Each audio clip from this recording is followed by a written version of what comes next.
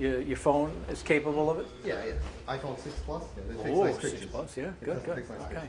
pictures. All right, now you need to step up. We'll call you and just give your name and description of your alternate collection and how long you've been doing it, okay? And if it does tie into antique radio collecting, let us know that too. So when I get up, I take a selfie of myself? You take a selfie of yourself. Now, Phil will take a picture of you, okay? And since you were over there, why don't you go first? Phil, can you take a picture of him? Yeah. On his phone. Let me set this up. That's it. Rich, give him the microphone. Oh, I have a loud voice. No. No? Count on music.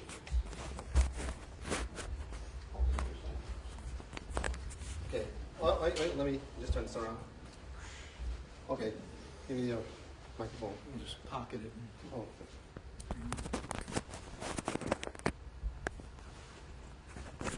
Wear a better quality shirt next time you come. Jeez. I'm broke. No. Hello, my name is Salber Cindy. Anyway, I have two hobbies. One of them is my old cars. I have two old cars, and the other one is digital clocks. I did this presentation like 12 years ago because I had I'm sorry, my Parkinson's. They have RCA tubes in it, and I figured, well, it's tubes, so let me bring my clocks at that time, about 12 years ago. Anyway, these are Nixie tubes. This is Numatron tubes. These run off of 5 volts each. Each segment's 5 volts, whereas the Nixie tubes, they run about 180 volts, and they're actually neon bulbs.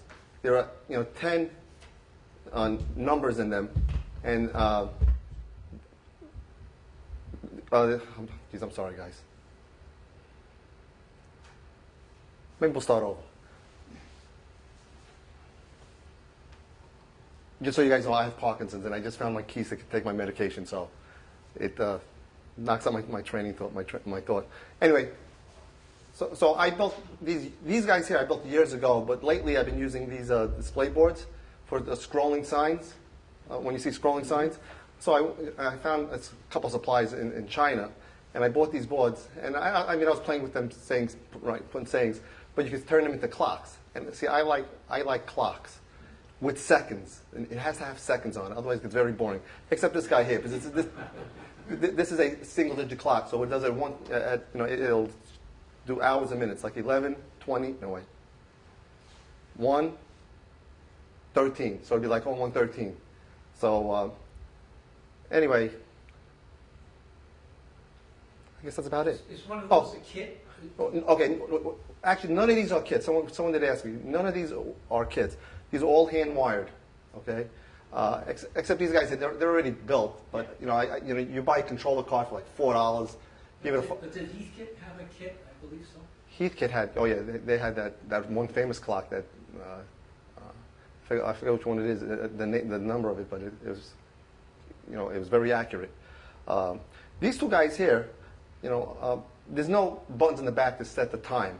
You have to get a USB stick, put it in your PC, type in the time, then unplug it and plug it in this thing. So now I say to myself, when I unplug this thing, it's going to lose the time. I have to go back. No, there's an internal clock that keeps, and it's very accurate. I mean, like this one here is in one bedroom, but I unplug it because it lights up the whole freaking room when you have to go to sleep. So these guys here, no, but this guy and that guy it's pretty bright. Yeah. You do know that no two of those clocks have the same time on them. Yes, because I didn't want to. Well, you know what? No, wait a minute. I'm just wondering how often you're late for work. A lot. Well, man with one clock knows what time it is. That's right. First of all, a clock that doesn't work, it's correct twice a day. So, but anyway. Tell them you're doing time zones. Ham radio people always got different time zones. Yeah, you know what? And the ham radio, they probably use 24-hour clocks, right? But they have multiples for different times. Oh, right. Yeah, I mean, they're plugged in, and the times are set in my house. But I mean, I don't have them all plugged in because there's too many freaking clocks. My wife's like, she hates this one. I have this in my living room. She hates it. I mean, she allows one Numatron clock, but I didn't bring it here. That's in my. But other than that, that's it. You're gonna make one with VFDs now. Yes, yes, VFD. I mean, it's funny. My first, well, let me just finish. My first digital clock I built like 44 years ago that my son has now. It was a Radio Shack printed circuit board, and I mean, it's been employed for about 2 years, but it's been working like for 40 years straight, and it started going crazy, and it would say like 12:35 and 82 seconds, and things like that. So the process, the chip inside was bad, but thank God. Me being the hoarder, I have a collection of those chips, the ICs, and I just put it back in, and it fixed itself. So I should probably recap it, but after 40-something years, that's it. Yeah,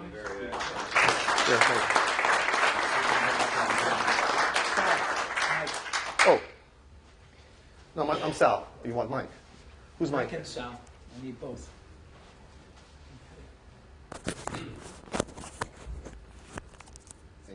Thank you. Okay, now you get your phone back, Because Phil gets up now, right? and Phil gets up.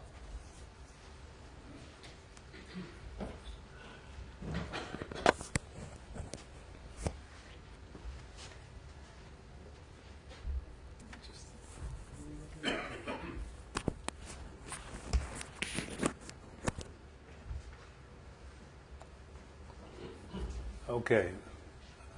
My name is Phil Vortzis, and of course radio and phonographs are my first love, but also cars come in second.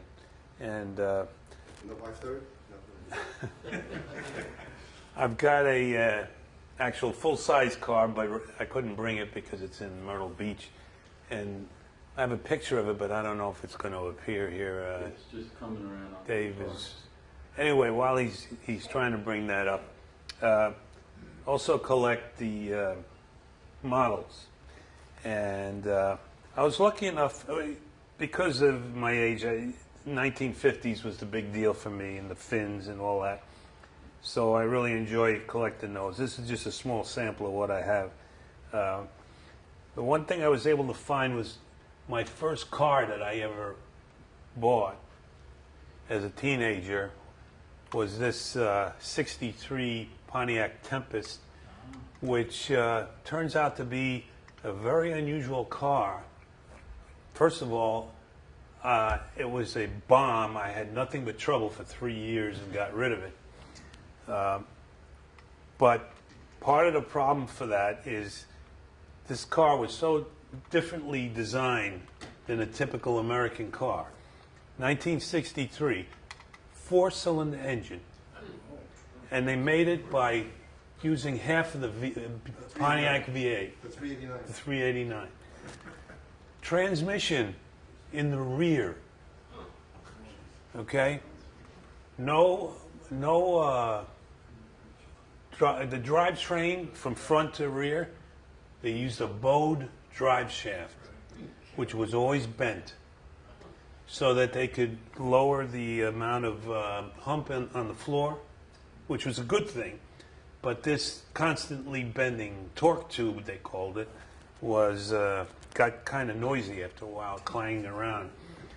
So that was trouble. Was it So- a single piece drive shaft? Yes, single piece. I see. So you would check your transmission fluid by opening the trunk, and it was kind of weird. It also had independent suspension like a Volkswagen, where you lift the car up and the wheels kind of cave in underneath. Yeah. So. Or a Corvair. Or Corvair, correct, yes.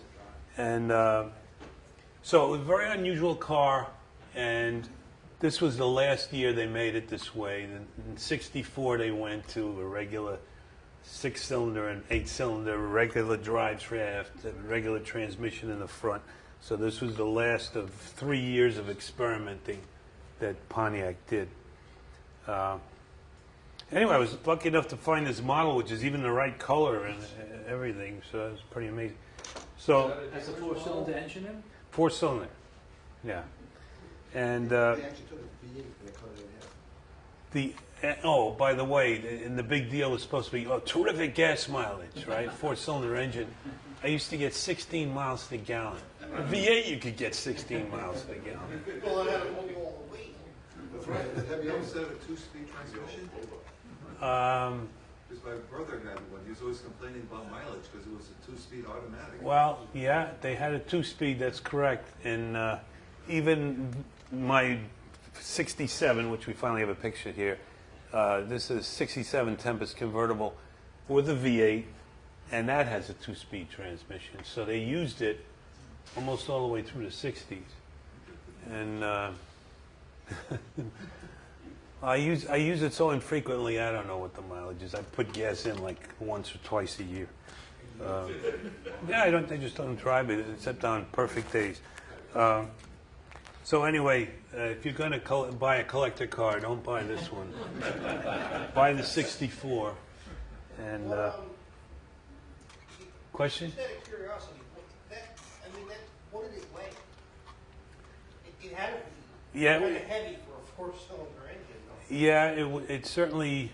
Well, here's kind of a cool thing. This is what my wife drives around in now, which is Pontiac Vibe. It's about the same size and has, but of course, 6-cylinder engine, front-wheel drive, ABS, and all kinds of good things. Quite a difference.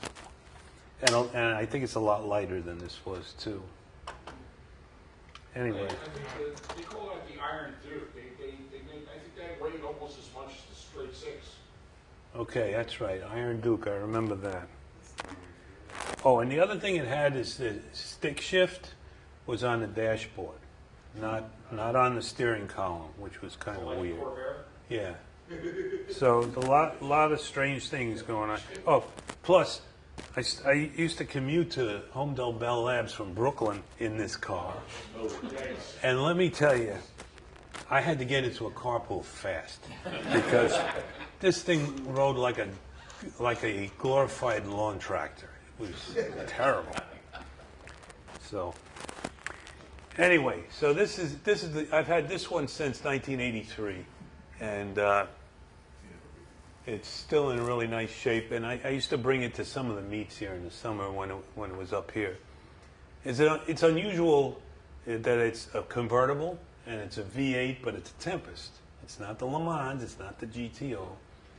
But so it was kind of an unusual combination of things to have in that car. They only made 4,000 of those. Bill, So, yeah. the interior of that, Which, this? no, the one on the screen. Yeah. Has that got the rich Corinthian leather in it? No. That was a Chrysler Cordoba. This has got the cheap vinylite. Oh, it's very cheap vinylite, yes. Yeah. You were lucky it lasted 3 or 4 years, the vinyl back then. Yeah, 68 Le Mans, same crappy stuff. Yeah. Hey, Phil, do you still have the gold one? No, what gold one? Do you have a gold one? No, Is this that one? silver, yeah. Okay, I thought you Or had gray, whatever they call it. You know, it's funny. The one thing I did do is I had the car painted at one point because one of my neighbors hit me in the rear quarter panel while I was driving around the neighborhood. You know, you'd think it'd be safe in your neighborhood, forget it. And when they repainted that side, of course, it didn't match. So I said, now I got to do the whole car over. So, and it was silver. So I told the guy, make it silver. So I get the car back, and the guy is so proud. He says, I got you the original color from '67 that they used. Something gray, it was called. And I looked at it, I said, well, okay, I like the silver better, but I guess it's better to have it the right color than the wrong color. So it's the right color. Any other questions? What was the final fate of that car? The final, this? Yeah. I What was bought the last straw? I bought it for $450 and sold it for $325 3 years later. But I had changed the engine twice, did the ball joints, front end, way too much, way too much. But But you know what? That's how I learned how to work on cars, so I'm really glad that I actually did that. You take a four-cylinder out of a car, it's a lot easier than a V8. So, I kept that Iron Duke around for a long time. I had the guy who was literally the best man at my wedding, is the guy I grew up with. Him and his wife bought a brand new 84 Camaro. I said, oh, what do you got there? 305, 350? He goes, no, four-cylinder. I looked at it. Damn if it wasn't a Pontiac Iron Duke in that car. And it was just, it ended up just ruining the car. It just, it was even a turbo motor in 84. you know, they actually, one of the options was a 4-barrel carburetor on a 4-cylinder engine. And the second engine swap I did, I put that on.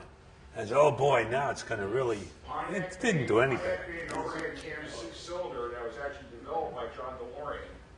They only went in Pontiacs from 67 to 69. You probably could have gotten that with that motor. They had a 1-barrel version, and then they had one with a 4-barrel Q-Jet on there. My uncle had bought a 68 Firebird with that 4-barrel setup on there. The reason I had to change the engine 2 times is when you putting all the components back in when you change an engine, if you turn out to be one short on a clamp for a hose, don't forget that you need to put that last clamp on. I overheated it, and the damn idiot light didn't come on. And I said, well, the idiot light's not on. I'm okay. And that was the end of that. We were talking about that Iron Duke. It's also in the Sierra. Yes. Okay. And it's also in the mail. I talked to the president of the Aero Club one time, and he said that motor belonged in a Russian farm tractor. It's in the mail trucks too, for some of them. For the Grumman truck. In your waning years, American Motors came out with those four-wheel drive Eagles, and the original Eagles were available with that The same Pontiac motor. Iron Duke engine, a station wagon with a four-wheel drive chassis. And it probably helped, put an end to the company. They tried that. Okay, guys, let's move along here. I'm watching the clock. Who is next? That's mine. This is Yeah, yours? that's mine. Just that? Yeah, just that, kind of.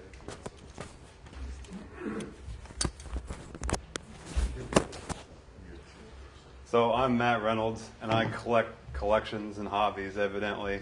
But so I brought one thing that's 2 or 3 of my hobbies in one. So I like to collect like movie, pop culture sort of things. And this is a toy from the movie Back to the Future Part 2. And it's a fictional toy that's supposed to hover like a skateboard in the alternate 2015, because obviously that didn't come to pass. In the movie, Michael J. Fox takes this from a little girl, and that's why it's pink, to run away from bad guys. And they never really explain in the movie how it's supposed to work, but these are supposed to be like an electromagnet. And if he throws it in the movie, and it kind of floats like that, and he hops on and rides away like a motorcycle, or like a skateboard. And you would put your foot here, and it rotates in the back, based on, I guess, how you would be moving. Are you sure it doesn't work? I'm positive it doesn't work. Sometimes you can, take a picture from the side since it is on those stands, so trick people with it. But Ron Zemeckis, the director, he said people be writing to him in '85. Where can I find yeah. This was a Hasbro. So this is it was made by Mattel in the movie, and Mattel made actual replicas, but they didn't let the license go very long, so this is a costume version. So the Mattel logo would have been like right here, and then there was a black hole for the handlebars for the little girl's version that he pulls off. But where the Mattel logo would be is an autograph, because I collect autographs, and I actually got this autograph by Bob Gale, who is the writer of Back to the Future. And when I usually have it is sitting at home, but sometimes I bring it to car shows to put on the passenger seat for the DeLorean. which I own. So I have a car too, and it's actually outside. So if anybody wants to see it Anybody wants after to the drive it? meeting, Max, no one's driving it. But if you want to look at it, I'll have it open. I'll pop the doors open. You can peek around. Mr. Coffee on the back? No, it does not. Tell him about the signature you got. Oh, so yeah, so another autograph is on the glove box. It's Christopher Lloyd's autograph. It was Doc Brown in the movie. So I got to meet him in 2014 at one of our DeLorean meets. This actually was in 2015. I have a couple more autographs of the cat. I have a whole collection of autographs. I started as a kid through the mail, and I don't have them here because they're all in Ohio. I mail them home since it's a permanent address, because sometimes it takes months or years before you actually get it back. So I don't want the tenants in my apartment to get free gifts. So I mail them to the permanent address back home. So that's it. We could consider this autograph. That's a hard sell. I have DeLorean's autograph. I have a lot of the cast autographs. I have some people that have passed since I've gotten them, like Muhammad Ali. It's hard to say. What's interesting is they're in the book from what I was in order from when I got them, so you can see what I was into at that time. Music, movies, television shows. I have no idea. The most recent one I got would have been Robert Englund from who was Freddy Krueger, and I got Kirk Douglas, which is a surprise. He's like 101 right now. So if you're watching, thank you, Kirk.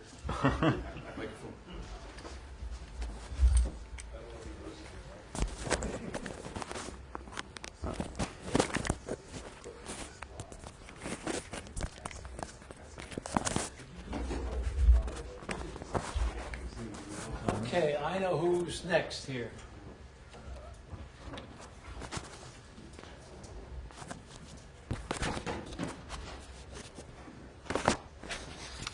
And I was fortunate, amongst other members of the club, to travel in this 1937 Buick.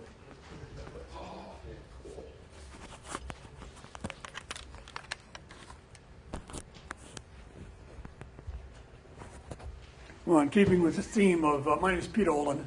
I'm from Morristown, radio, all kind of stuff. But in keeping in the theme of old cars, whatever first cars, in 1961, I bought a 1937 Buick for $60. And I learned how cars go together and come apart and how to ruin them too. But I managed to keep it for about 10 years and sold it anyway. So to relive my childhood, a couple of years ago, I broke down and bought, I don't have anything, a new 1937 Buick, much better condition.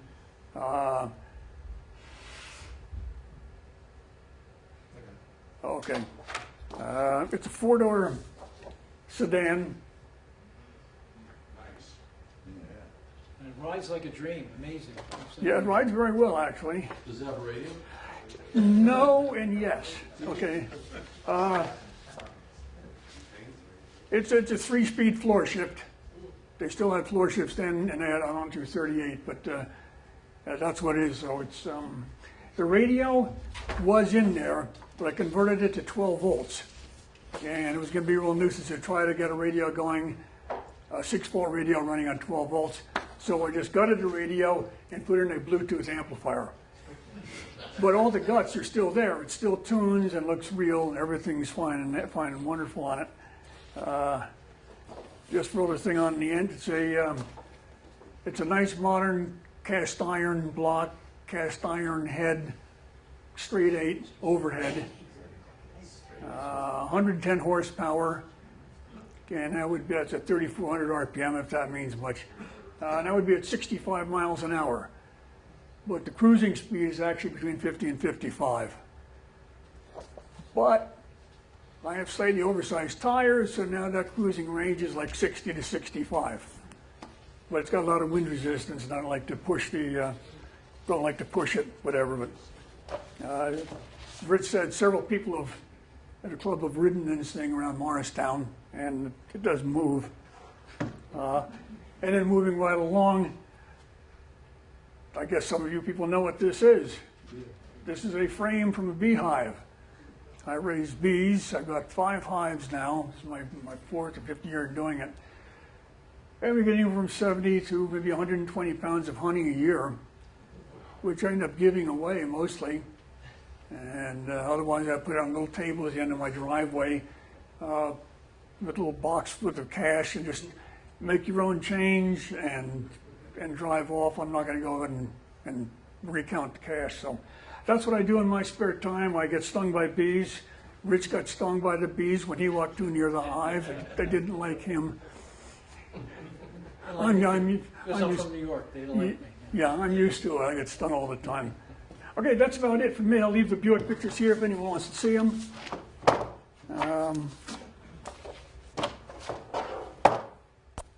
Next. So any questions? Any questions? I see coins. That's part of it.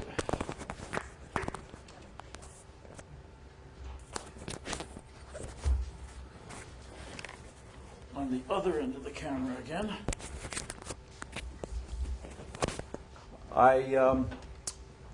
I'm sitting around the other day saying, okay, you know, alternate collections. I got, you know, too many radios, too many TVs.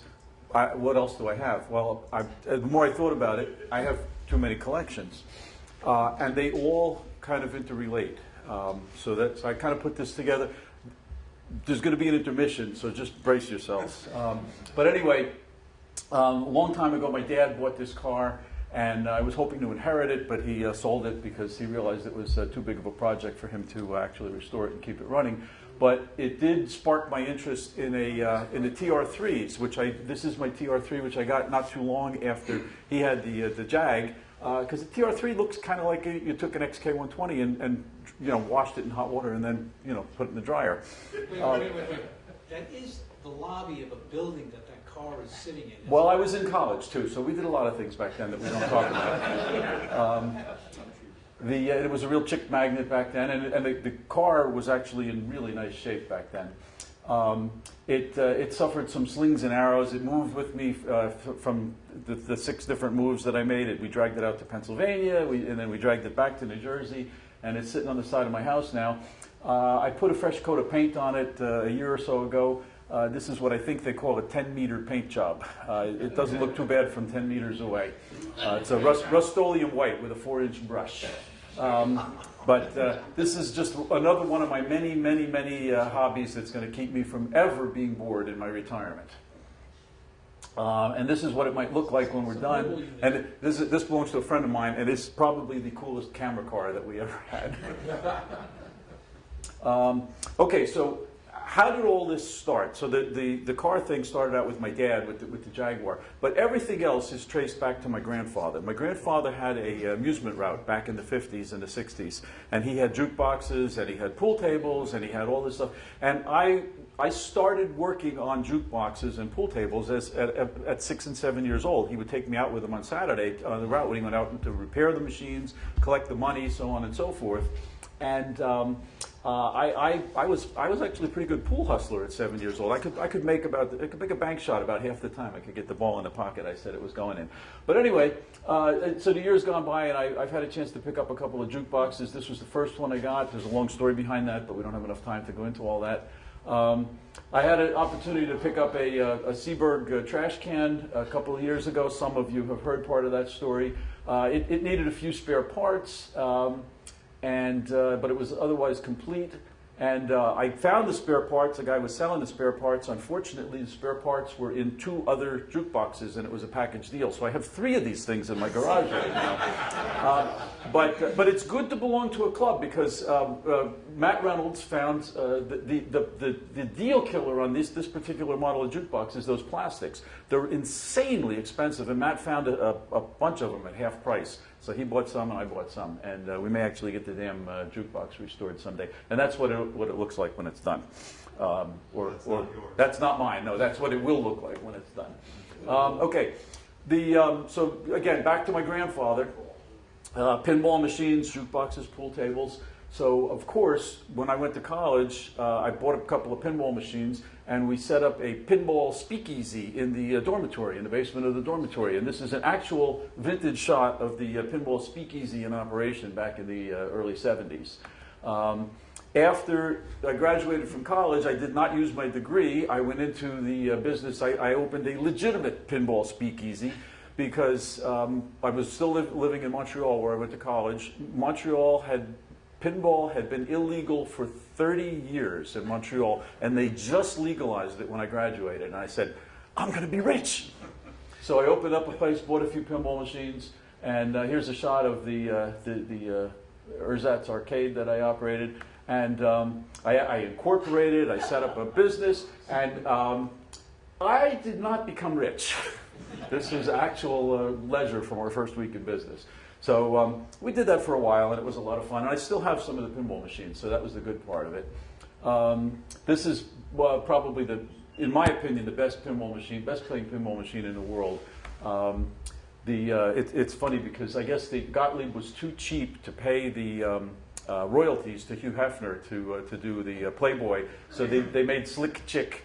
And they escaped the trademark apparently that way. But this is a really cool machine. I've had this machine since 1971. I got a wood rail pinball machine, Knockout, which is another cool machine, and I just recently, just within the last 2 or 3 years, picked up this one. It's called Mexico, and I got it partly because it was there. It was on Craigslist. Partly because it was very, very inexpensive. The bottom had still dropped out of the pinball market, and partly because it was a flipperless machine. This one is before they actually put flippers on a machine. So I said, well, I got to check that out and see how it goes. Obviously, made it a bit more challenging, and from what I understand, a bit more boring to play. And this is the oldest machine I've got. This is arguably the first pinball machine. This was Baffle Ball. I think it's 1932, something like that. Okay, so my grandfather got me started with electronics. I was playing around with, fixing the jukeboxes with him, 7, 8, 9 years old. I eventually ended up on the other end of the spectrum, though I didn't become an electronics technician. I went behind the camera, and my first job out of college was working for ABC Sports at the 1976 Olympics. So I have a small collection of Olympics memorabilia and trivia. And I'm just going to step through that. And this is always fun, once every 4 years when the Olympics comes around, we drag that out. This is me and Leroy Neiman. Leroy gave me some interesting stuff, some signed material. I was working with him for a couple of weeks at the Olympics, and it was a lot of fun. Okay. My grandfather again. So my grandfather was in a business where they had enormous amounts of coins that they were dealing with. So he became a coin collector because he would see all this stuff coming through. This was back at a time when you could still get silver dollars, mercury dimes, Indian head pennies. All this was in your pocket change. It wasn't common, but it would show up with great regularity. So he would always grab this stuff and he would save it. He started a coin collection, and he started a coin collection for his grandson. I brought some of this today. I don't know how if anybody's interested in the coin collection stuff. I've got a kind of a representative sampling of bits and pieces there. But I'll step through some pictures here. So he started collecting I don't think none of his machines had pennies, but I think he must have went to the bank and got rolls of coins and looked through them too. But you can see 1943 steel pennies, wartime pennies. There's a lot of detail, a lot of interesting minutia about collecting coins. And the funny thing is, this was back in the heyday when he was collecting the printed books. Only went up to 1951. You had to write in after that. And it kind of trailed off after 1960. He worked on it with me until he passed away in 1965, and then I kind of put it aside for quite a few years, and I picked it up again a few years after that. And you go to coin shows and you can find people selling stuff, the silver nickels, Liberty. You'd find Liberty standing quarters. We'd get those in the pool tables all the time. We just had by the dozens, by the hundreds. We get to sort through them. So I got a pretty good collection of Liberty standing quarters. You got your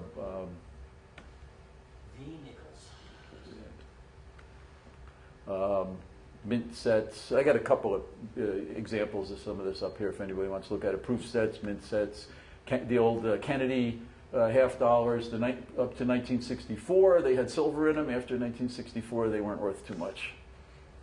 real silver dollars. And again, this stuff would occasionally show up in change back into the late 50s, the very early 60s.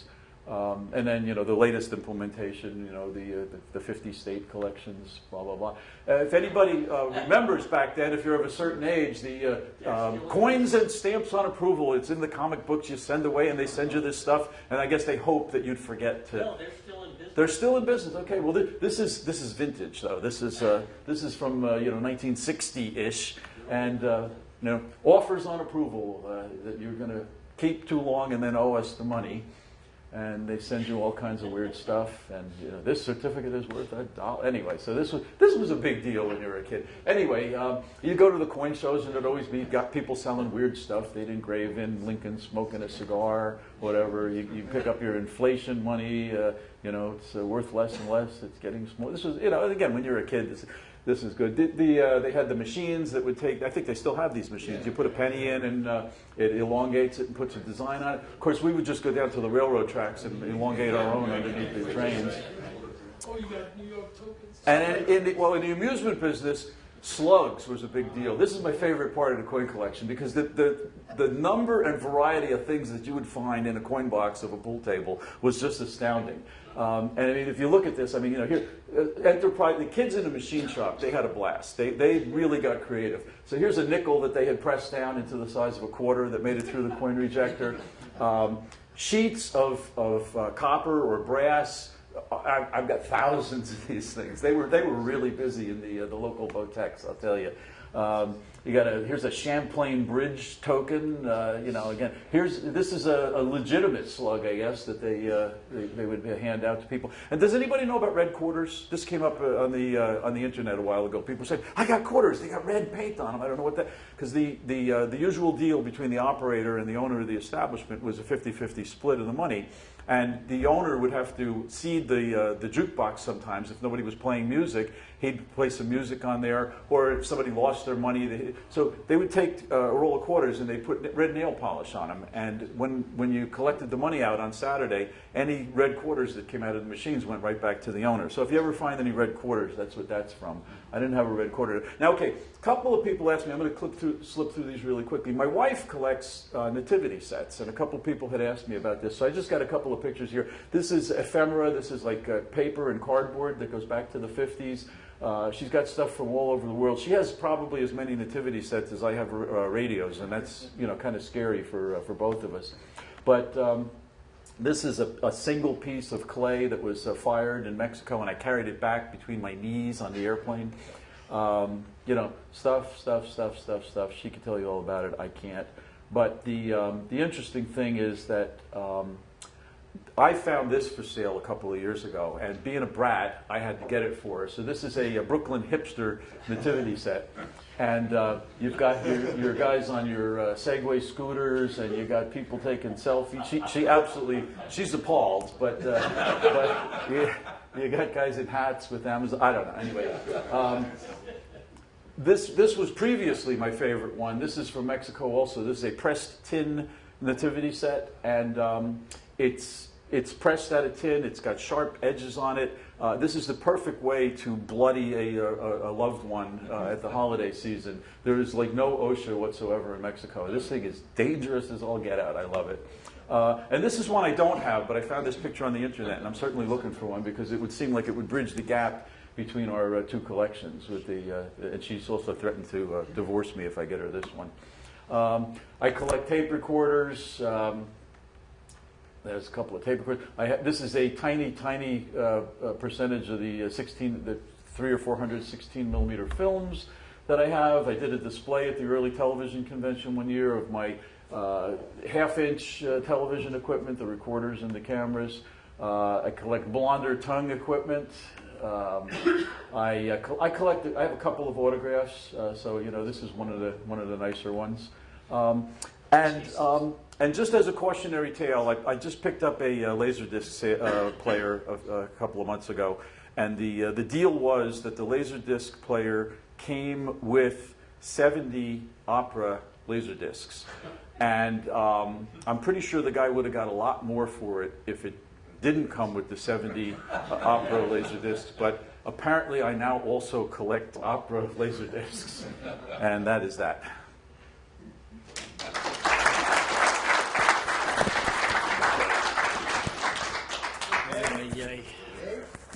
Oh, I'm sorry. You have a serious problem. I need a whole bucket full of 12-step programs. Okay, someone has something You haven't given underneath. us a mechanical TV yet. Yet. Is the operative word there. What? Am I jumping ahead of somebody? Hey, Joe. You taking a minute? In the pocket.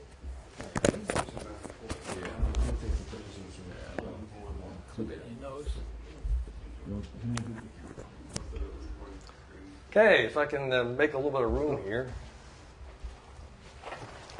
My name is Aaron Hunter. I kept Aaron or Aaron? big A, little a, R-O-N. I don't think I can outdo Dave. I kept everything in a box because A, there wasn't enough room to stick it on the table. B, I was trying to hide something from Marv, and of course he's not here. I'm also hiding something from Phil. Where'd he get to? Oh, there he is. You'll see in a minute. I have a few collections too. I don't think I outdo Dave. My first car was a 48 Dodge. I still have it. I do have a 65 Galaxy convertible, but with the threatening weather, I did not drive it here tonight. But I have had it out at InfoAge a couple of times. I don't collect cameras, but there is a reason that I brought this along. If I was somebody that you all know or used to know well, Richard Halley, or not Richard Halley, Richard Herf. Richard Halley's another friend of mine. But Rich Herf had a large camera collection, so he would be telling you all about this. But you'll see why I brought this in a few minutes. It goes along sort of with this one.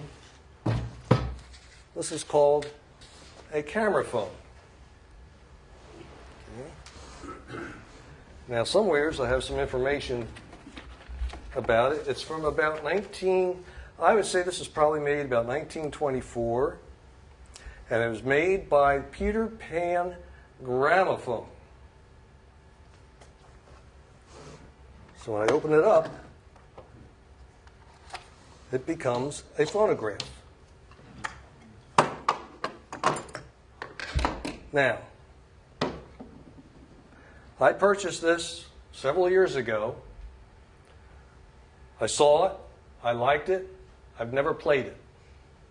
So tonight we'll find out whether or not it works. I admire your courage. So you've got to wind it up. It has been greased or oiled, so I know the motor sounds terrible. I have never put a record on it myself. You have to put the... Huh? Laser disc? Laser disc? That's your turntable.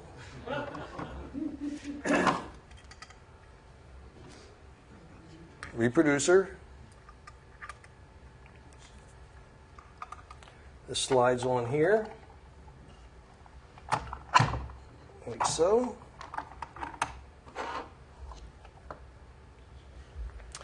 And the thing that I was hiding from Phil were records, because Phil likes to show that these are breakable.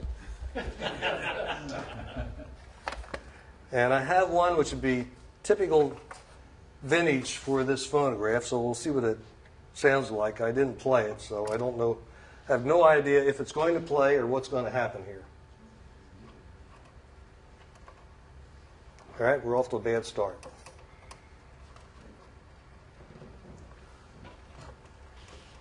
Here it goes. Ooh, what's that?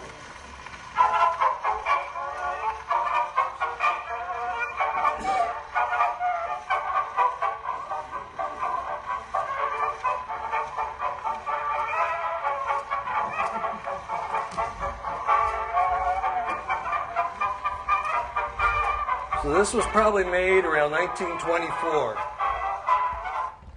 I won't bore you with the whole song here. But the idea was you could take this on a picnic, that you wouldn't be carting out your table model phonograph or your console phonograph. This would be a compact one for a picnic. Now, this was made in England by the Peter Pan Gramophone Company. It was patented originally in 1922 and 1923. 1922 in Great Britain, 1923 here. And its original patent was for a telescopic horn on there rather than this bellows type horn. And it was open out like your tin cups that you would have to, like in the Cub Scouts. I used to have one that they would pull up. And this supposedly, for what I found on the web, which you know the web's, everything on the web is accurate, everything's correct. So this is supposed to be a later version. Now I also saw a picture on the web. Now like I said, this is probably in the mid-20s. I also saw on the web one that was an alarm clock. They actually had a clock on the side of the thing. And I'm assuming that it would trip the mechanism and make it play to wake you up. And they said that that was from the mid-30s, but I doubt it. I think that was probably from the same era as this. And that had the earlier horn that they were talking about, the telescopic horn. So that's this one. And I'm glad to see that it does play. I do want to clean the motor and grease it so on, but I found out that you just can't take the motor out the way that they have it installed in there. You got to disassemble it in place in order to get out the guts.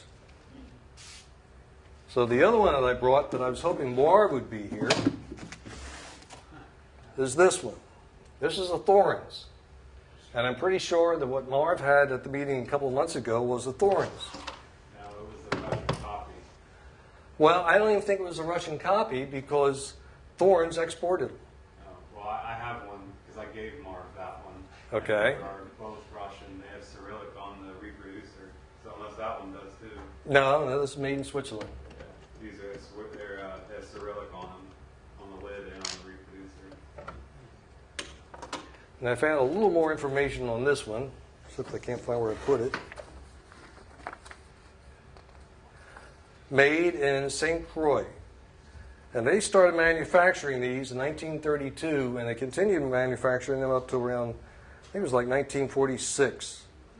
And they were still advertising them in Germany in 1949, advertising them for sale. So we'll see if this one plays.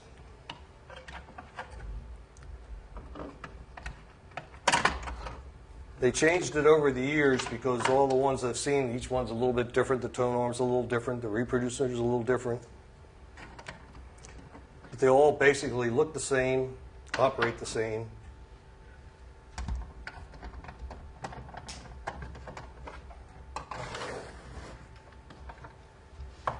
And of course, you have to wind it up.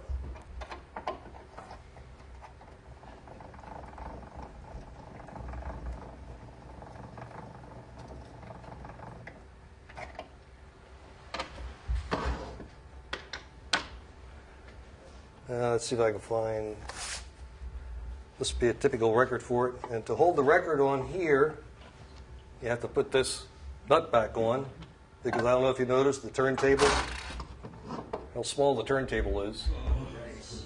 So if you don't put the nut on, it ain't going to stay there.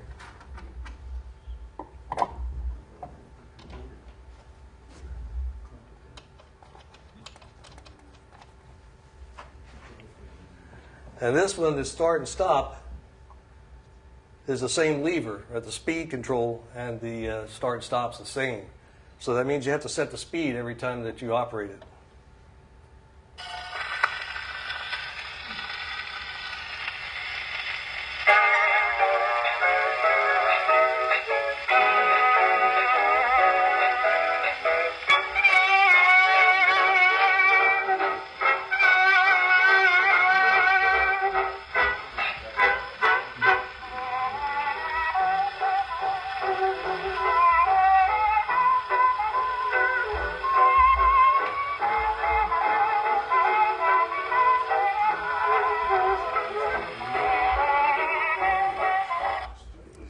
sounds like the governor needs a little work in there because it's wobbling a little bit. Are you sure you don't have an amplifier?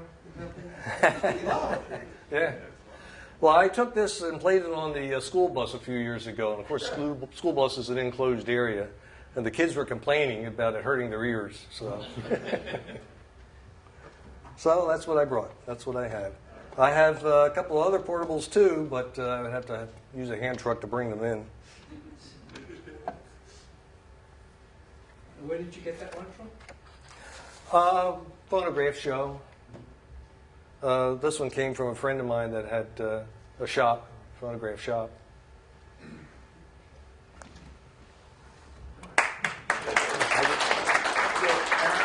Yes. You mentioned Dick earlier. Yes. Dick gave me his collection of 16mm films, which is included in my pile of 16mm films. They shot home movies in his family back in the 30s and did they? And whatnot. Yeah, some pretty interesting stuff. So he kind of knew that I would at least preserve that stuff. So that's where that ended up. Okay, who is next? Stein, you want to come up?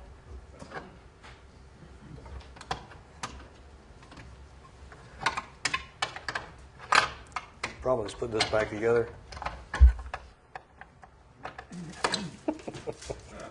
Might have to get the instructions out. Mind your way, or? No. Oh, okay. Yeah.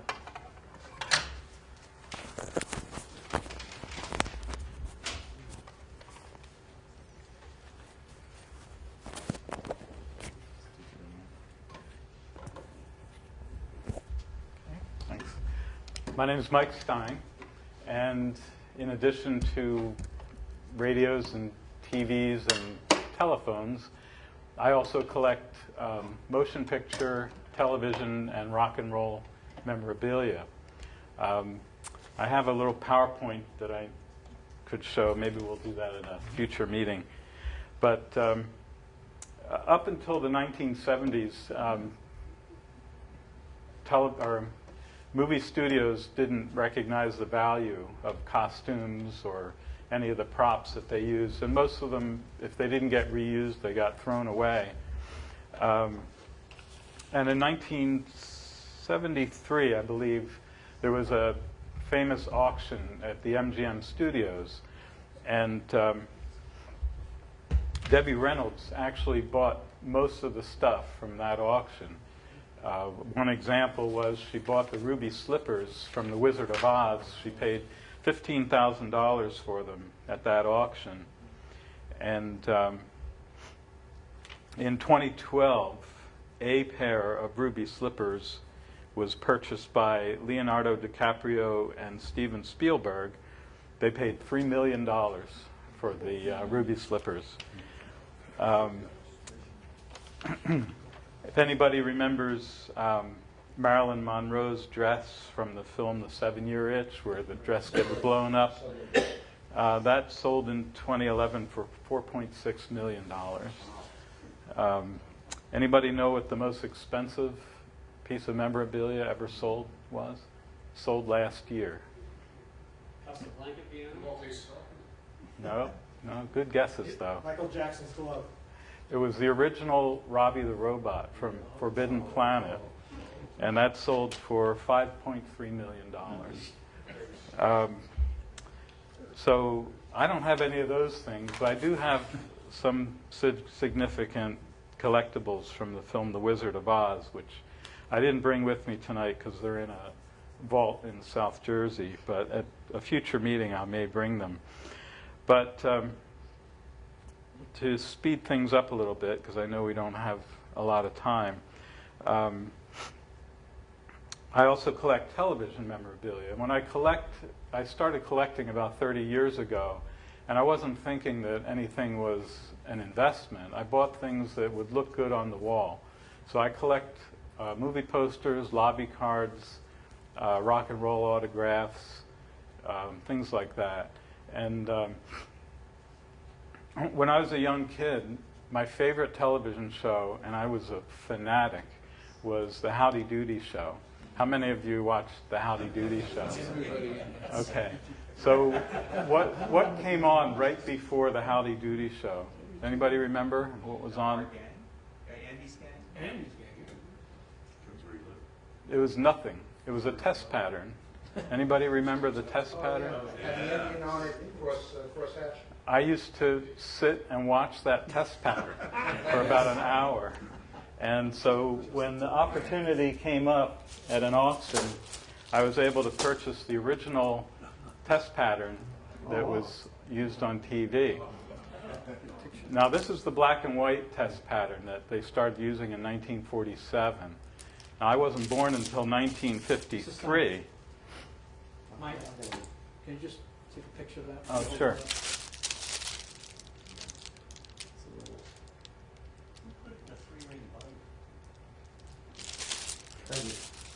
Yeah, the three holes were the way in TV they had the flip cards, and they would flip the different test patterns and whatever. And these actually, I guess you know, but the test pattern was actually used to calibrate the registration on the cameras. Well, after I purchased the black and white test pattern, I found out that in 1954, NBC started broadcasting in color. And so since I was born in 53, I realized even though I had a black and white TV, I was probably seeing the color test pattern, even though it was in black and white. So I did have an opportunity to buy the color test pattern, and I found out shortly afterwards that even though color TV started broadcasting in 1954, in about mid-1953, NBC was experimenting with color. And the first color image ever broadcast on nationwide network television was the color test pattern. And this is documented by the engineering department at NBC, and it says on the back, first nationwide network color television broadcast, June 26, 1953. So this is the actual first color image ever broadcast on television. And this was what they used, to not only register the cameras, but when they were transmitting from New York to California, that's the image that people would see on the other end. So I will reveal one thing that I purchased that is probably the most important thing in my collection. And anybody who follows auctions knows that whenever a celebrity passes away, usually within a couple of months, Christie's or Sotheby's will have an auction. Debbie Reynolds had her stuff auctioned off. Carrie Fisher, her daughter, they had an auction for her clothing and all the stuff she had collected. And so I was on the mailing list for these auctions. And in 1993, Ella Fitzgerald passed away. And of course, they had an auction with her dresses and her autographs and things that she had collected. And I received I'm not interested that much in Ella Fitzgerald, but I was on the mailing list and I got the catalog and I was looking through it. And on the last page, I saw the Courage Medal from The Wizard of Oz. And I thought, how do I know this is real? Well, back then, the highest resolution that you could get was Laserdisc. So I went out and I bought the Laserdisc of The Wizard of Oz. I compared every little detail, every scratch, and I said, man, this looks like the real thing from The Wizard of Oz. And I figured it was worth, $50,000, maybe $100,000. So I bid on it, and I won. And I got it for a lot less than I was willing to pay for it. And the reason I got it was because it was in the Ella Fitzgerald auction, and nobody's looking for it. So I do own the original Courage Medal that was given to the Cowardly Lion in The Wizard of Oz. And I have been on TV. There was a TV show called Hollywood Treasure, and they came out from Hollywood, and they came to my house, and they filmed me, and they did authenticate it as the real one. So if you ever want to see it, you can get it on, I think, you can search it on Google. It's Hollywood Treasure episode number 7, and it has me on there with the Courage Medal. So I'll bring that at a future meeting. Round numbers. I paid about $30,000 with the commission that they charge. How long ago was that? And that was in 1993. When I had it, when I was on TV in 2010, they estimated the value at about $300,000, and I think it's worth a lot more than that. I wouldn't sell it for anywhere near that. So. Is it known how Ella Fitzgerald got it? No, it had nothing to do with Ella Fitzgerald. The reason, how it came to be in the auction was back, I guess, in the 1940s. The head of the prop department of NGM got sick, and he was in the hospital. So his fellow employees mounted the Courage Medal on a piece of wood, and they also had the heart clock that was given to the Tin Woodsman. And they brought it to the hospital, and they gave it to him to show his courage from recovering whatever illness he had. And so the heart clock, he said he gave it to somebody else in the hospital that needed it, I guess. And that is actually lost. Nobody knows where that is. It's never surfaced.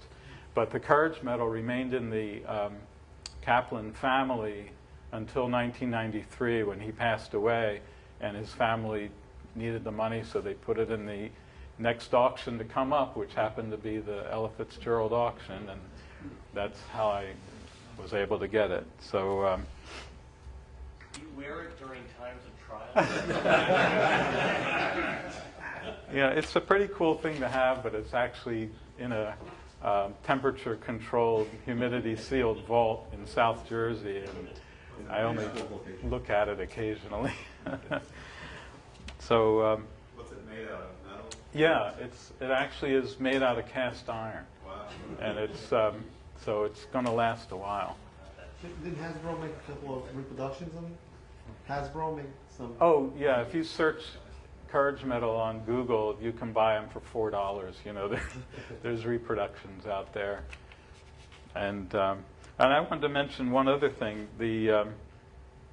A friend of mine many years ago purchased the actual costume that the Cowardly Lion wore, and his name's Jim Camisar, and he brought it to an auction in 2012, and he was actually sitting next to me, and I said, "How much do you want to get for it?" And he said, "I'd like to get $600,000 for it." The bidding went up to $560,000 at that auction and didn't sell. He ended up taking it home. The case that he brought it in cost him $20,000 just for the case. So he ended up taking it home. 14 years later, in 2014, it came up for auction, and this time he sold it. It went for $3 million. So he was glad that probably glad that he didn't sell it back in 2010. So any questions, comments? So that's my.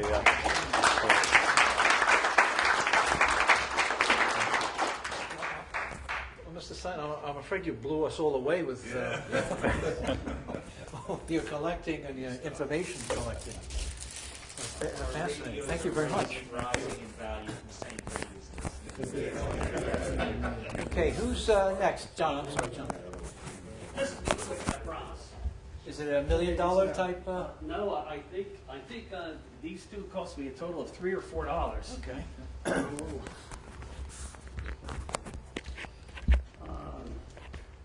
Do I have to say my name?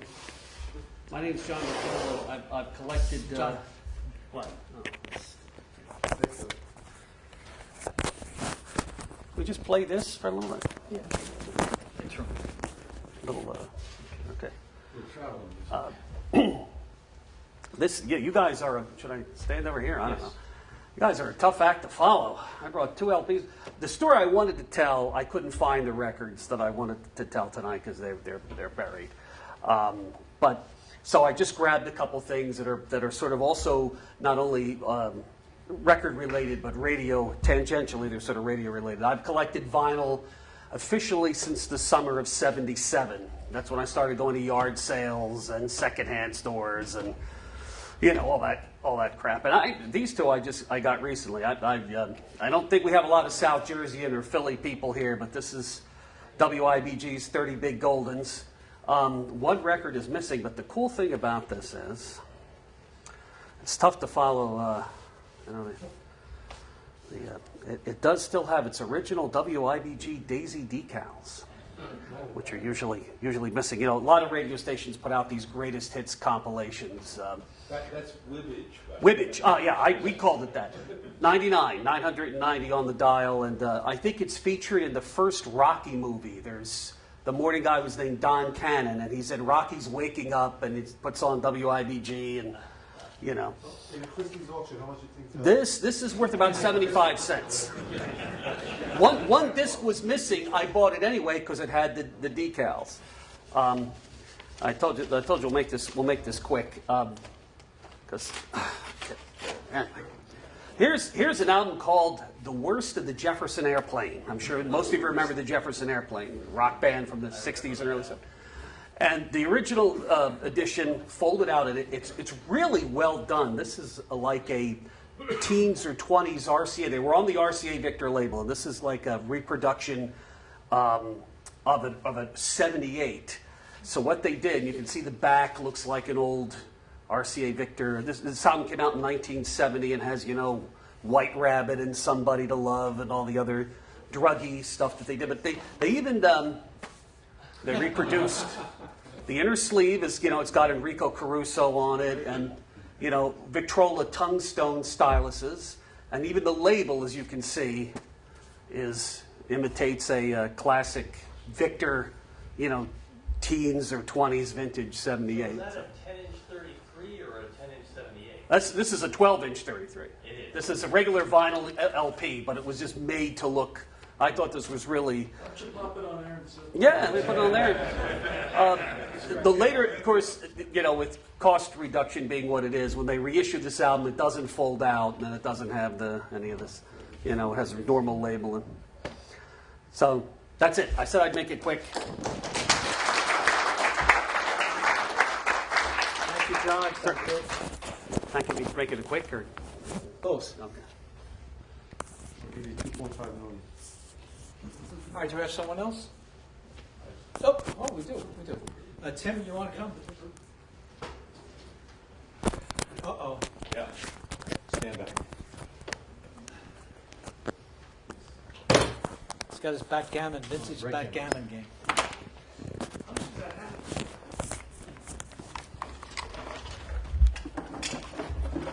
Actually, this was my big find at Kutztown last week. This case, I paid $2 for it. Didn't know it was going to come in handy, though. Yeah. But I'm just going to make it brief also in the interest of time. Thank you. Tim Walker. And I'll leave some stuff for you to play with, actually. I collect, on the side, mechanical puzzles of various kinds. I got a couple hundred. And I guess it's a collection when your friends and family know you really are into something, but they don't want to get you any because you might already have them. And that's kind of the case here. Some of these you probably grew up with. Everybody knows the Rubik's Cube, which came along a little bit late for most of us. The thing I just wanted to get across here is, in the interests of education, there's a couple of taxonomies, if you can believe it, of mechanical puzzles. British and American fighting it out. But by that I mean, if you wanted to categorize what is a mechanical puzzle, 9 different kinds. I go by the English system. You've got your dexterity puzzles. These are the kinds that some people with shaky hands don't like. But kids like them. They're a good starter kind of amusement. The old ones make noise. The new ones tend to make noise too. From there, and I don't know, how many people had something like this growing up? Yeah.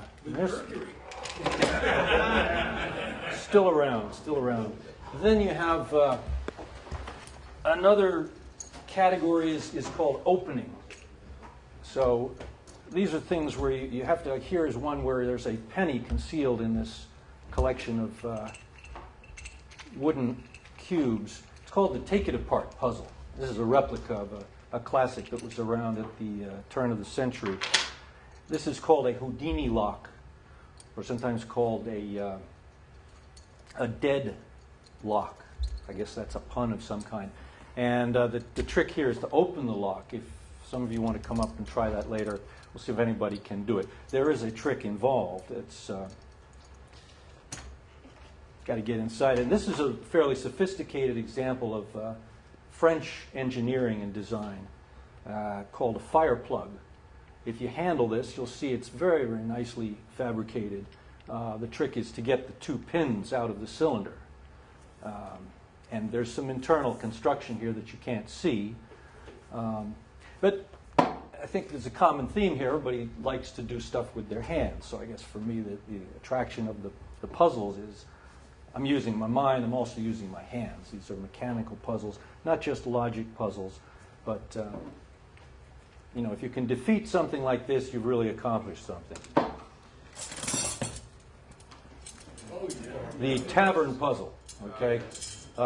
This one happens to be called Lion's Loops. I don't know who invented these. I guess blacksmiths with too much time on their hands, or you know they hit the thing wrong and decided they couldn't get it apart. So hey, let's give it to the kids.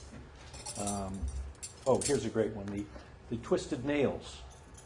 I actually twisted these myself with a good deal of fortification, and some tools were involved. The twin tangle, another super challenge. I don't know if anybody's ever seen this, but it's perhaps my favorite puzzle of all. I gave it to a friend of mine recently. He had it for 6 months and just gave it back to me last week. I can't do it, he said. Sometimes you're lucky it just comes apart in the hands. That's what you hope for. I said I was going to make it short. What else have we got? We got, it's a famous one. Sam Lloyd had something to do with this, a puzzle maven of the about 100 years ago or so. 15 puzzle. Every kid had one. Yeah, you got to get the numbers in sequence. And you might think of this as a sequential puzzle, but in fact it's, I would call it a pattern puzzle because you're going to end up with a pattern when you're done, the pattern being the numbers in a nice sequence. Here's another fiendish, it's called Instant Insanity. Another homemade version, just some cubes painted in the correct pattern. You have to get arrange the 4 cubes so that as they are rotated, you notice there's 4 different colors on this face, and the same would be true on the other 3 faces as you rotate it. I hate puzzles like that because they're mostly, to me, just a matter of trial and error. I don't think there's a way to do it. A computer could do it very nicely. So we've covered most of these so far. What else have we got? Rubik's Cube. An example of a sequential movement puzzle. This is, anybody know what this is? Tower of Hanoi. Okay, you've got to move the tower from one peg to another. Computers are also very good at this kind of thing too. But this is actually a really cool puzzle to give to a kid. Concept of recursion is in here. And I'm sure most people have seen that. Okay, what else we got? Interlocking puzzles. This might look familiar. It's a barrel. Sometimes they were shaped as giraffes or elephants or spheres. Concept here is that if I drop this, the pieces are actually interlocked, so they're not going to fall apart. As opposed to a simple assembly puzzle. If I had 4 pieces in my hand, which I don't have enough hand to show you, you'd have 4 identical pieces that can be made into a pyramid shape. That would be an assembly puzzle. This would be an interlocking puzzle. There's a whole category of puzzles called burr puzzles that have 6 sticks at orthogonal in the 3 axes. Finally, we have something called route following. And this might look simple, but you've got a ball inside of a maze, but the trick is that there's actually two mazes, one from the bottom, one from the top, and you have to manipulate by turning so that the ball moves to the exit. I've seen one of these that involves kind of like the Take It Apart, which had a penny, but the example I'm talking about had a dollar bill inside, and you had to manipulate a ball until it reached a particular point, at which point you could press down a lever and release the dollar bill. So it was sold in that way with a dollar bill inside, and lots of people bought it. So that's my little collection. One more category. This is a Braniff Airways giveaway. If you got on the plane in the 60s, Braniff would give you something to play with at your seat table, I guess. And in this case, you have a little dissection of a square. You have 4 pieces, and you have to assemble them into a square. And it says it's a genius can do it in 5 minutes. Can you make a perfect square with the 4 plastic parts? So I don't know if there was a reward involved, but anyway, there it is. Where you play. Questions? Yeah. Have you ever seen the Bills box? This is sounding familiar. I think that's the one I'm talking about. That was one of the names for that puzzle, I believe. It was called the Bills box, and my devious sister sent it with $20 bill in it before it won. It actually was 2 back-to-back. Okay. And it took us one Christmas morning, all 4 of us, I'd say about 5 hours, to get the little steel ball to go through this 3-dimensional maze. Because when they got into position, then you could press the button and the box would open, and there's the money. Could you use a hammer to solve that? You could. That's often the fallback, yeah. I would have got a refrigerator maybe. But we sat there laughing our butts off all Christmas morning, trying to figure out, and of course it's my devious sister, Auntie M, who finds things like this to send the kids. Because she and I don't exchange gifts. But she found this thing that's called the Bills box. Yeah. So once he got his money, I kept the I was box. actually going to bring that, but I didn't have room in this case. I should have bought a larger case. Nice, but it'll keep you there, occupied. And, I mean, these are good. You'd think they'd be good at parties, but what happens at a party is that a pall falls over the room. And everyone's busy. Thank you, Tim. Oh, yes, for me. Oh, that was fantastic. Ray?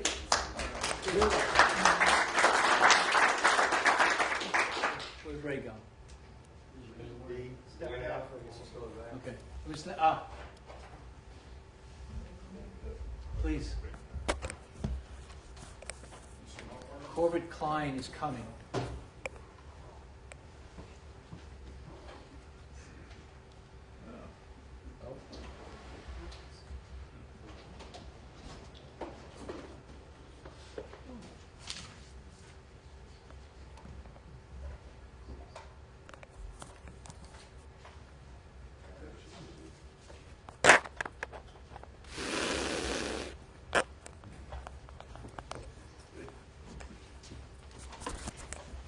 Not about the prettiest cactus you ever seen.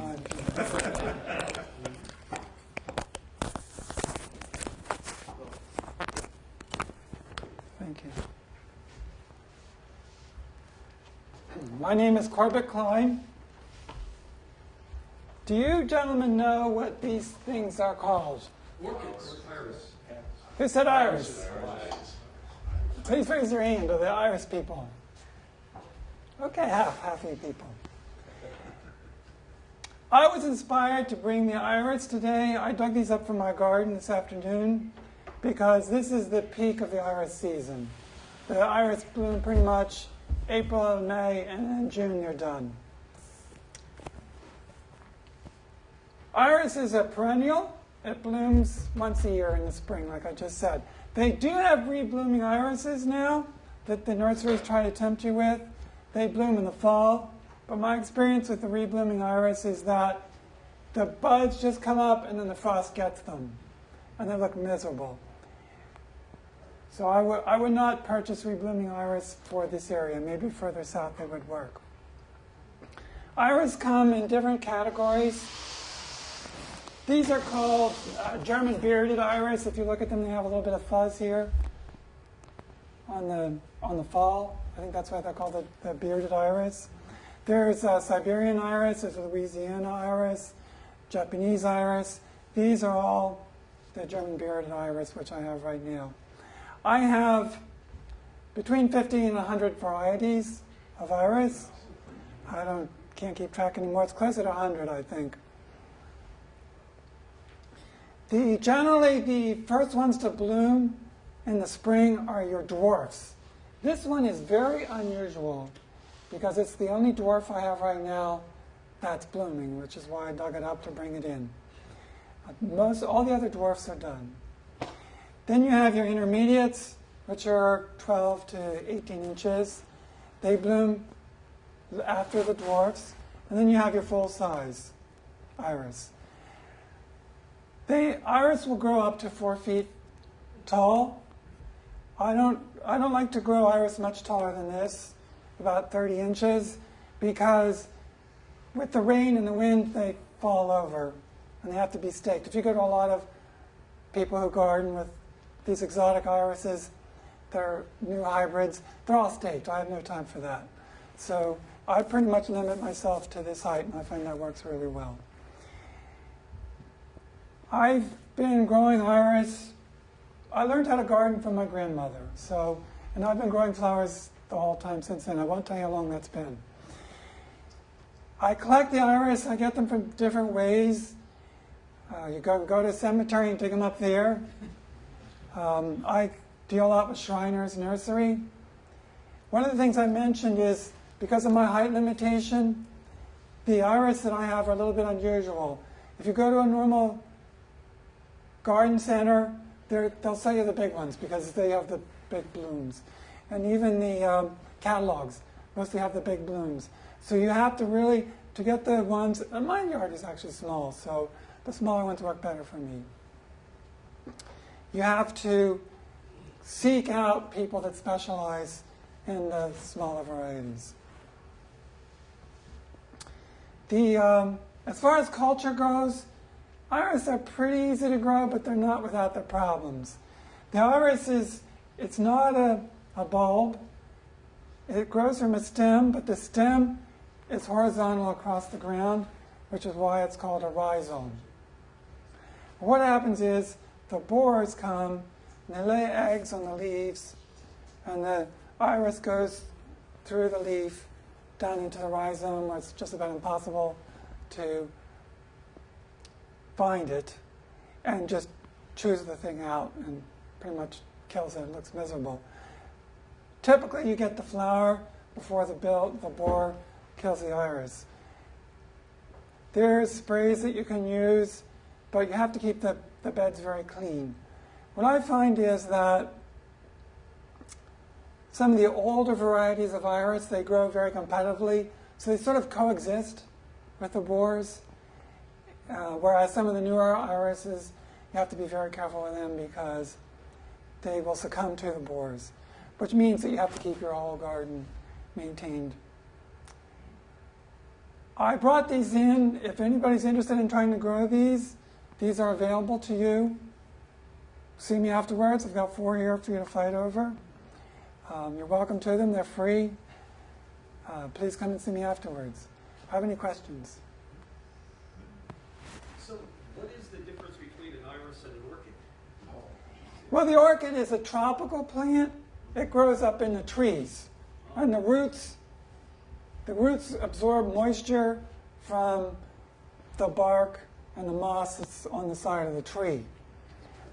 When you see them in the store, they're in pots. But in nature, they're up in the tree. These are in the ground.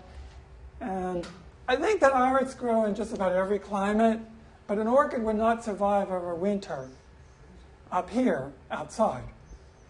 And these are all perennial plants, which means a perennial, as you know, blooms once in the year. Generally, like this flower stem has 3 blooms on it.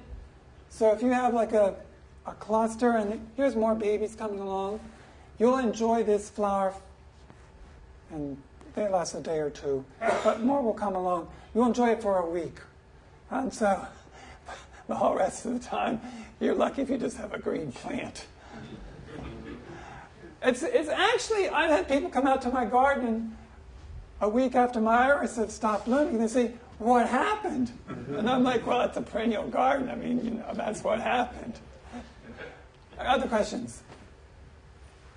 Do you have any other kind of flowers in your garden? Any other plants besides iris?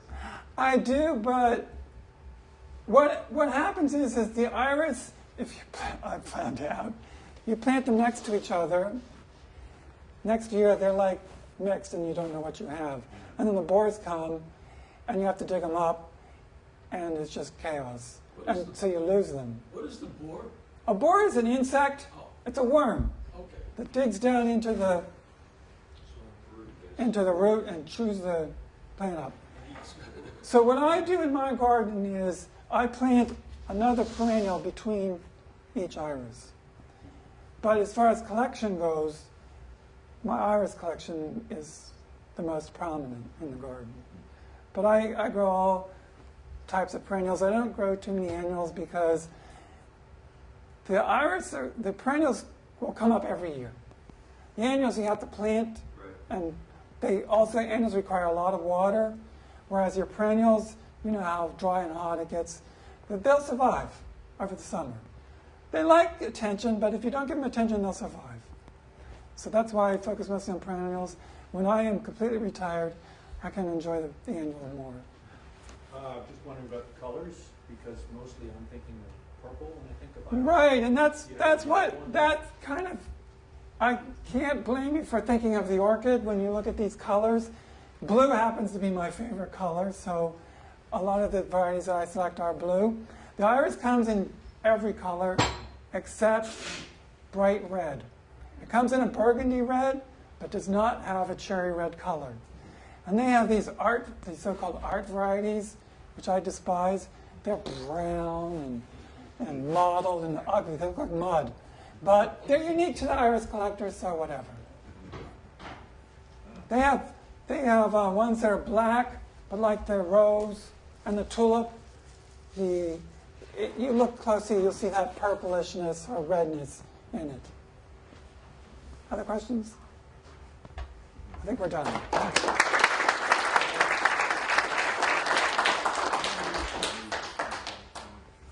Fascinating display, and again, it's very kind of Corbett. He will be giving them to anyone. Please take them. I think it's probably the first time any radio club has ever had a flower.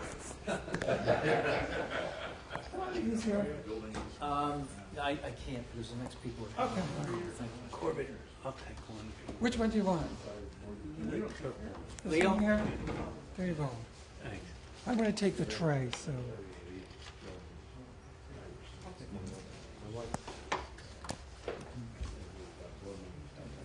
Which one do you want? Not labeled. No, you have to pick.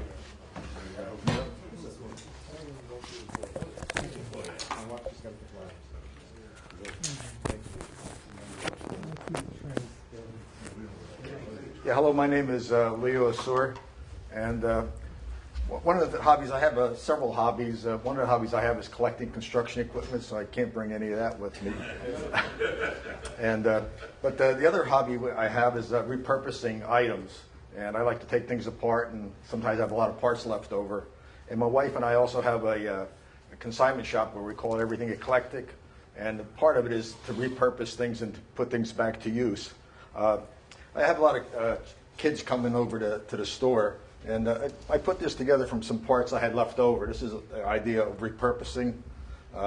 Here I have a generator from an old telephone, and what I've done here is I have two lights here. I have an incandescent light bulb here, and I have a LED light bulb here also. And the purpose of this is to generate a certain amount of electricity, and that way you can feel that you're actually doing work to create this electricity. And what we're doing here is we're charging up this capacitor to a known voltage. That way we know that we have a uniform amount of work stored. So anybody want to help me with this demonstration? I need somebody to turn the crank. No volunteers? All right, come on up, Alex. All right, we found a sucker. Okay. Now, I try to build it on a concept of something like that would be built like in the 30s, where you have a lot of exposed wires and stuff, so be careful, okay? I shouldn't touch this one, right? That's right. That is very smart. Okay, go ahead and crank that up until we get 100 on here, 100 volts. It's going to take about 50 turns, so it might take all night at this rate. Faster, faster, faster, faster, faster. Alex, go, go, go, go, go, go, go, go, go, go, go. Okay, 99, 100. Stop. You're going to blow everything up. Okay, so first thing we're going to do is we're going to turn on this incandescent light. Well, you want to do that? You got to flip it right over. Yeah, just throw it. Ooh, nice. Wow, George. So that lasted, I don't know, about 5 seconds. Did anybody timing that? Yes. Okay. So now what we're going to do is we're going to charge this back up again. Right, Alex? Another 50 turns.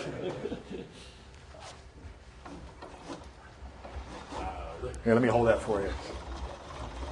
Go, Alex, go, go, go, go. I'm doing this left-handed. Left-handed, huh? He's getting tired with the other hand. 98, 99, 100. Okay. Okay, now flip the switch the other way. And this is the LED light bulb. It gives you an idea. This way you have an appreciation of how much energy you're saving. If people did that, you'd probably be able to shut down a few power plants. I mean, I used to work at a power plant. So start cranking, everyone. Yeah. And actually, at this point, you can actually crank that and maintain this light. So go ahead and crank that one. So just keep cranking. I'm going to flip it over to the other one. Okay. This is like the national debt. We can't keep up with it. All right, Alex, you can stop. Thank you very much. Anybody know CPR? All right. Anybody have any questions about like repurposing things or any? All right. Next time you have to bring in your earth mover. Yeah. How big is the capacitor? That's 730. 7,300. 7,300 microfarad. Right, microfarad. It's about 150 volts. You're charging up to about 100 volts. And 150 volts. Well, that's the working voltage on 150. But we're only going up to 100. And there's a Oh, they'll zap you. If you charge that up there, you can do some welding with that. and there's a diode in there. Yeah, there's a full wave rectifier in there. Okay. And this generator normally puts out about 90 volts AC, and so I'm rectifying it. And the incandescent bulb doesn't really care if you got AC or DC. Yeah. And some of these LEDs don't care either, but some have a little electronic circuit in there that I think it probably has a rectifier in there, maybe a full wave rectifier. Some have little regulators in there.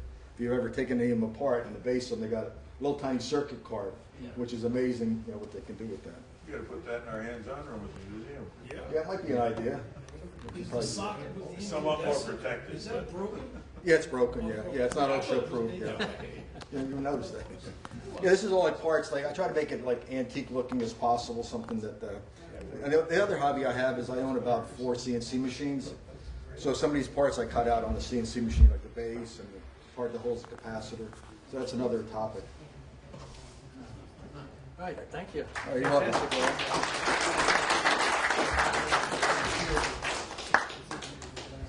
Here's the defibrillator. Anybody else? Anybody else have a demonstration? Alternate collection? All right. Ray Chase does have his collection outside, and I do also, and I'll leave it outside. And I collect 39 World's Fair stuff. So I do appreciate everybody bringing in. I'm blown away at all the different things, spectrum of what you guys collected. It's amazing, absolutely amazing. So, yes. Do you collect World's Fair license plates? No, I only have one. That's all I need. I got 2. Oh, thank you. It says New York World's Fair, Empire State. Where we're from. What year? 1939. 39, yeah. They had them in 37 also. My sister is re-roofing her house in Ithaca, farmer's house. That's what they used in places under the shingles. Old license plates. So she saw these and she sent them to me, so long time ago. Okay, I want to thank everybody for coming, all right? And please make sure whatever you brought with you, take with you. And I'll need a little help in moving some tables. There was a table in here, I have to move it out, wherever it came from. They were both in here. They were both in here? Okay. Okay, great. All right, safe home, guys. Thanks for coming. And we'll see you June 8th. And that is here in this room, Bowen Hall. See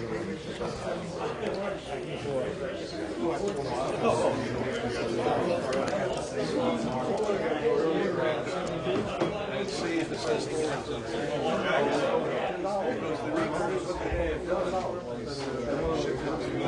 storage.